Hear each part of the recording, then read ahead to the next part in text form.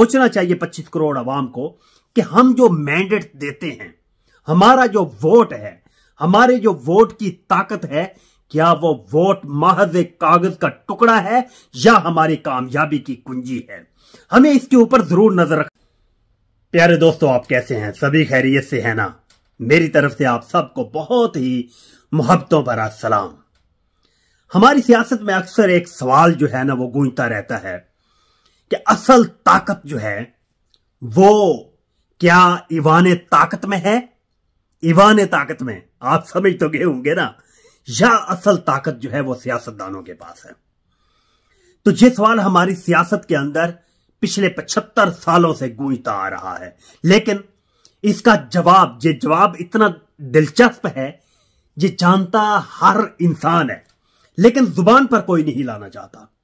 और कुछ लोग अब पाकिस्तान के अंदर नहीं बल्कि पूरी दुनिया के कोने कोने में बैठा हुआ जो पाकिस्तानी है वो अब सोचने पर मजबूर हो गया है कि असल ताकत किन के पास है।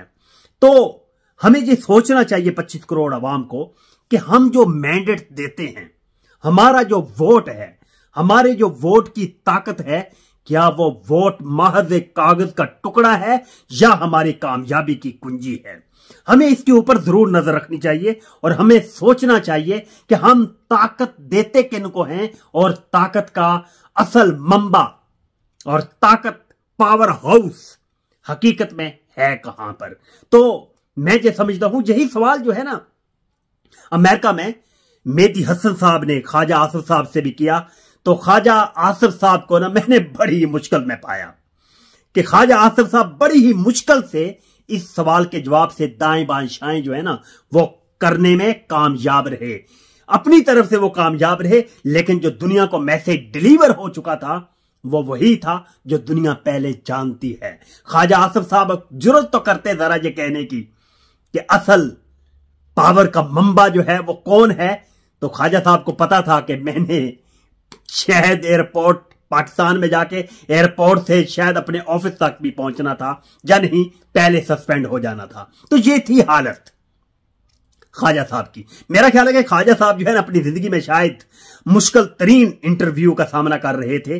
ख्वाजा साहब जो है ये इन्होंने ये समझ रखा था कि शायद ये भी पाकिस्तान के किसी एंकर, शायद शहजाद इकबाल साहब, हामिद मीर साहब, राइट, या इस तरह के जो आसमा शिराजी साहबा हैं, गरीदा फारूकी साहबा हैं, कि इनकी तरह शायद ये भी कोई बिकाऊ माल होगा।